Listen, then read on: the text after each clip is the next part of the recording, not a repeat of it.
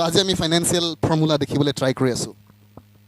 Number 1 case, decide to be rich financially. সিদ্ধান্ত লওক ধনী হ'বৰ কাৰণে. This is the number 1 decision. এইটো প্ৰথম সিদ্ধান্ত. যদি কাৰোবাক ধনী সঁচাকেই হ'বলৈ মন আছে, আপুনি সিদ্ধান্ত ল'ব লাগিব. I want to be rich financially. মই টকা পইচাৰ ধনী মানুহ হ'ম. Actually right it down. লিখক. আপুনি নিজৰ বহীত লিখক, নিজৰ ঘৰত গৈ পেলাই লিখক, কাৰণ বাইবেলে কৈছে ৰাইট ইয়ৰ ভিজন ডাউন. তোমাৰ যিটো দৰ্শন হয় লিখি পেলাই ৰাখা. আপুনি তাত লিখিব যে I want to be rich, I am a multi millionaire, I am a crorepati. Praise the Lord. Lord, I want to be rich, financially rich. I am a multi millionaire. মই কৰৰপতি হয় একচুৱেলি. I will became. আপুনি জানে বেজছ এমেজনৰ মালিক. চ' তেওঁ এদিন কৈছিলে যে তেওঁ একচুৱেলি এটা কোম্পানীত চাকৰি কৰিছিলে, আৰু তেওঁ এদিন চাকৰি ৰিজাইন দি পেলাই তেওঁৰ মালিকক ক'লে যে I want to start a company. মই এটা কোম্পানী ষ্টাৰ্ট কৰিব বিচাৰোঁ. আৰু তেওঁ হাঁহিছে, কৈছে কেনেকুৱা কোম্পানী ষ্টাৰ্ট কৰিবা বুলি. আৰু তেওঁৰ কথাবিলাক মোৰ কাৰণে ইনচাল্টিভ আছিলে, আৰু সেইকাৰণে মই তেওঁক ক'লোঁ one day I will become the richest man in the world. মই এদিন পৃথিৱীত আটাইতকৈ ধনী মানুহ বনিম. তেওঁ কৈছে মোৰ গেৰেজত কেইটামান কিতাপ আছে, তাৰ অনলাইন বিক্ৰী কৰিম কৈছে. And he started the journey. তেওঁ ষ্টাৰ্ট কৰিলে. আজি ৰাইট নাও একচুৱেলি তেওঁ ধনী মানুহ নহয়, কিন্তু এবাৰ হ'লেও তেওঁ আহিছিলে যে পৃথিৱীৰ টপ লিষ্টত তেওঁ এবাৰ আহিছে যে পৃথিৱীৰ আটাইতকৈ ধনী মানুহ. Because he decided. কাৰণ তেওঁ সিদ্ধান্ত ল'লে. Praise the Lord. ফিনেন্সিয়েল এক্সপাৰ্টবিলাকে কৈছে যে becoming rich and becoming poor is a decision. ধনী হোৱাটো আৰু দুখীয়া হোৱাটো সিদ্ধান্ত হয়.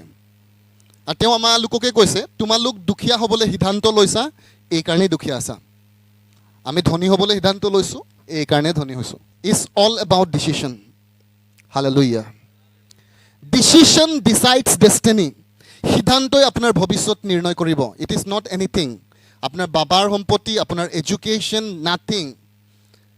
যেতিয়া ফাইনেন্সৰ কথা আহে একচুৱেলি এডুকেশ্যনে আপোনাক ইমান হেল্প নকৰে.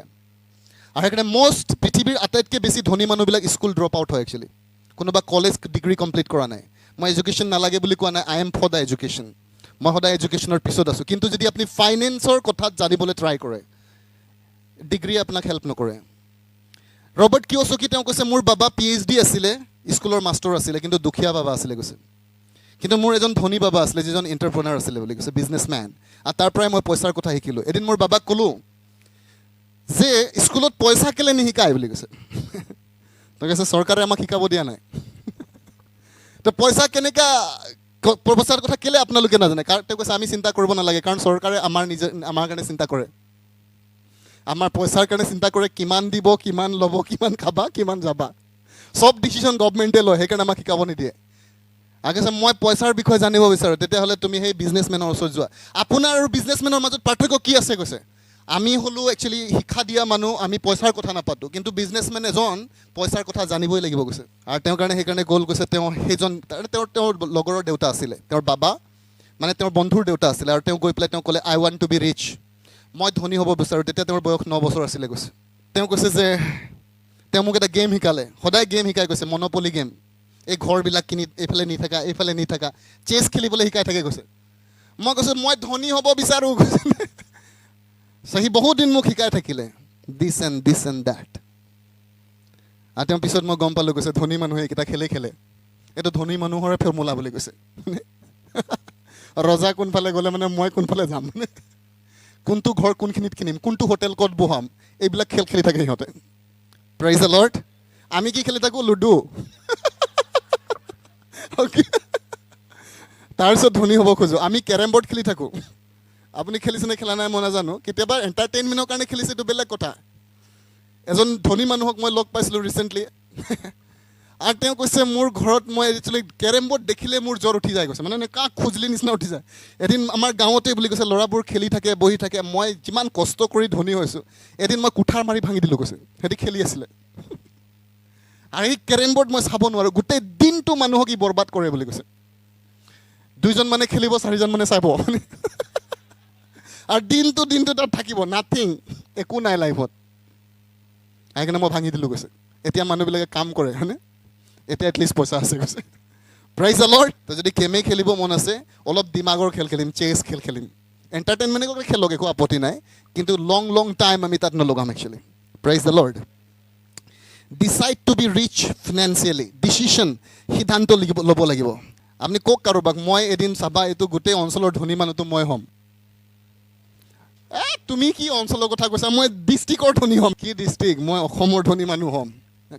One of the richest man in India হ'ম। You can think. আপুনি বিলিভ কৰিব পাৰে, ডিচিশ্যন ল'ব পাৰে। যদি সেইজন ব্যক্তি একচুৱেলি ডিচাইড কৰি পেলাই পৃথিৱীৰ ধনী মানুহ হ'ব পাৰে, ইউ কেন, আমিও পাৰোঁ। Praise the lord. আমি কি কওঁ, সপোন দেখা বেয়া কথা, আকাশত চাং নাপাতিবা, পৰিলে মানে দুখ পায়, নাপাতিলে যে সেইটো নাপাব। মই এজন ইণ্ডিয়ান বিজনেছমেনক শুনিছোঁ, তেওঁ কৈছে যে মই যেতিয়া ইনভেষ্টমেণ্ট কৰিব বিচাৰিছিলোঁ 1998ত মোৰ ওচৰত 2 লাখ আছিলে, আৰু এজন মানুহবিলাকে মোক কৈছে বৰা ৰিস্ক হেৰে বুলি কৈছে। বহুত ৰিস্ক আছে, ৰিস্ক ল'বলৈ দিগদাৰ বুলি কৈছে। মই কৈছোঁ মেনে ৰিস্ক লৈ লিয়া বুলি কৈছোঁ। মই ৰিস্ক লৈ ল'লোঁ। এণ্ড আফটাৰ 20 বছৰৰ পিছত বুলি কৈছে আই ৰিচিভ 20 crore বুলি কৈছে।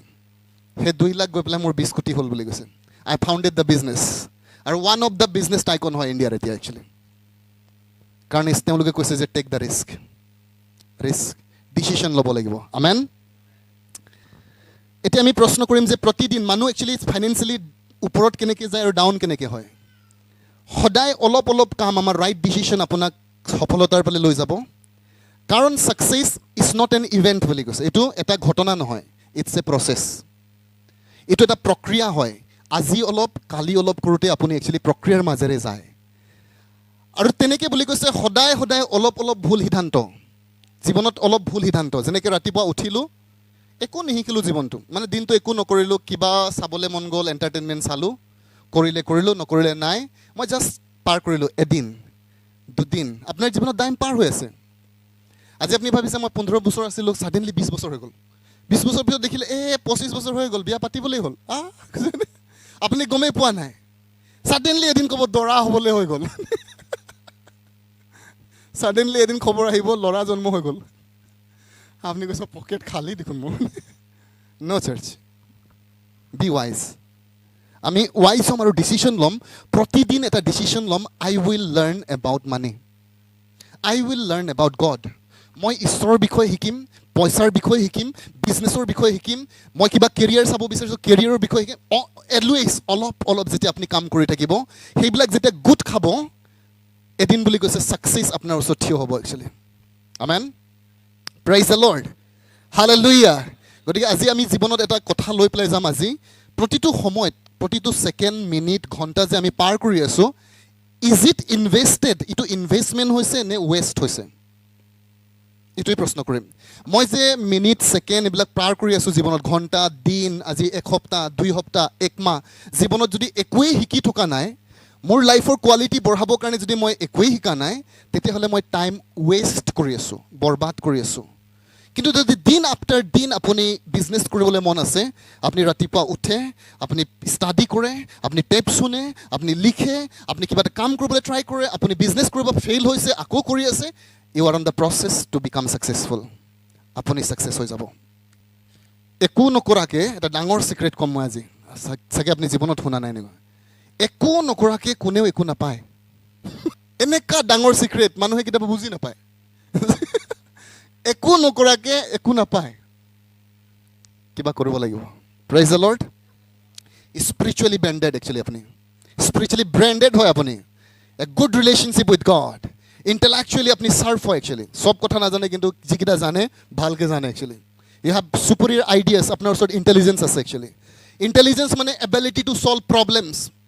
ইণ্টেলিজেঞ্চ মানে এডুকেশ্যন মানে ডিগ্ৰী নহয়। বহুত PhD ডিগ্ৰী এটা চলিউশ্যন আনিব নাজানে actually. They are not educated. Educated মানুহ সদায় প্ৰব্লেম চল্ভ কৰে একচুৱেলি। আমেন। ইণ্টেলিজেঞ্চ মানে এবিলিটি টু চল্ভ প্ৰব্লেমছ।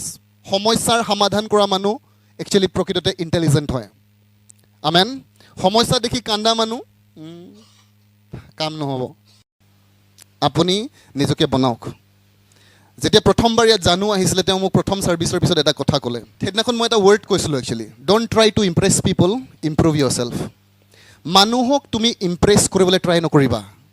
দামী গাড়ী দেখুৱাই পেলাই, দামী জোতা দেখুৱাই পেলাই, মোবাইল দেখুৱাই, don't try to Impress. Improve কৰা কোৱালিটি অফ লাইফ। আপুনি যি বিচাৰিছে আপোনাৰ পিছত আহি যাব একচুৱেলি। আমেন সাপোজ আপুনি যদি ভাবে যে মই এনেকুৱা কৰিলে মই কাক ইমপ্ৰেছ কৰিব বিচাৰি আছোঁ তেতিয়াহ'লে আপুনি জানিবলৈ ট্ৰাই কৰক যে মই কোনটো কোৱালিটি ডেভেলপ কৰিলে মই এইটো বস্তু পাব পাৰোঁ actually hallelujah thank you Jesus number 2 2 নম্বৰ কণ্ডিশ্যনটো হৈছে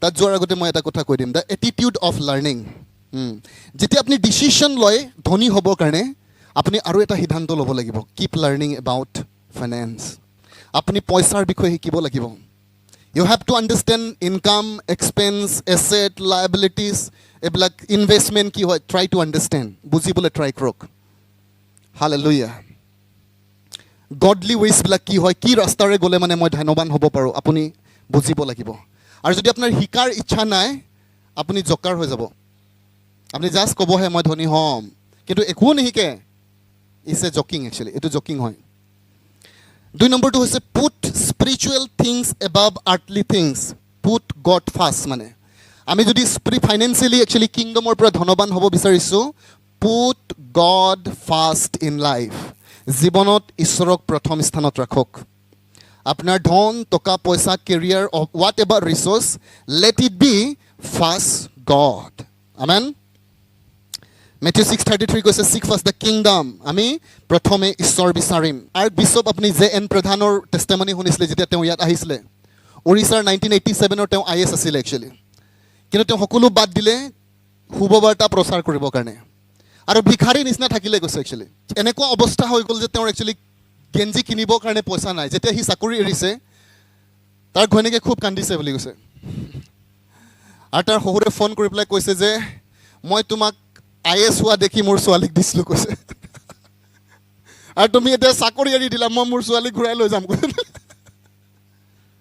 কৈছে ন গড হেজ কল মি ঈশ্বৰে মোক মাতিছে তেওঁ সেই কমফৰ্ট লাইফ এৰিছে একচুৱেলি অল দ্য টাইম মানুহে চেলুট মৰা হয়নে পিছত মোক অলপ দুখো লাগিছে মোক চকীদাৰো নুসুধে কৈছে কাৰণ এই চেলুট পোৱা মানুহবিলাকৰ এটা অভ্যাস হৈ যায় কৈছে ক'ৰবাত চেলুট নেদেখিলে বেয়া লাগে কৈছে আৰু মোৰ যেতিয়া মই ঈশ্বৰৰ লগত খোজকাঢ়িছোঁ মই শিকিছোঁ প্ৰাৰ্থনা কৰিছোঁ ঈশ্বৰৰ লগত ৱাক কৰিছোঁ ঈশ্বৰে মোক কৈছে প্ৰষ্টিটিউট হলবিলাকত একচুৱেলি পঠিয়াইছে প্ৰচাৰ কৰিবৰ কাৰণে আৰু যেতিয়া মই প্ৰষ্টিটিউট হলবিলাকত গৈছোঁ মানুহে মোক কি ভাবিছে কাহিকে নাহি ৰাহা ই মেণ্টেল হৈ গ'ল মানে পজিশ্যনৰ পৰা পৰি পেলাই বাট ঈশ্বৰে মোক তাত শুভবাৰ্তা প্ৰচাৰ কৰিবলৈ পঠিয়াইছে লং টাইম মানুহে মোক মিছ আণ্ডাৰষ্টেণ্ডিং কৰিলে কিন্তু এটা বছৰ কেইবছৰমান পিছত ওড়িশাত বুলি কৈছে 30টা ৰেজিষ্টাৰ্ড প্ৰষ্টিটিউট হল চাৰ্চলৈ কনভাৰ্ট হ'ল একচুৱেলি এমেন সেই প্ৰষ্টিটিউট হলটোৰ যিবিলাক চেয়াৰমেন মেনেজাৰ আছিলে পাষ্টৰলৈ ৰূপান্তৰিত হ'ল একচুৱেলি আৰু এই ওড়িশা গভৰ্ণমেণ্টে তেওঁক ৰিৱাৰ্ড কৰিলে বুলি কৈছে দেন ঈশ্বৰে তেওঁৰ ইনফ্লুৱেঞ্চ মাল্টিপ্লাই কৰিবলৈ আৰম্ভ কৰিলে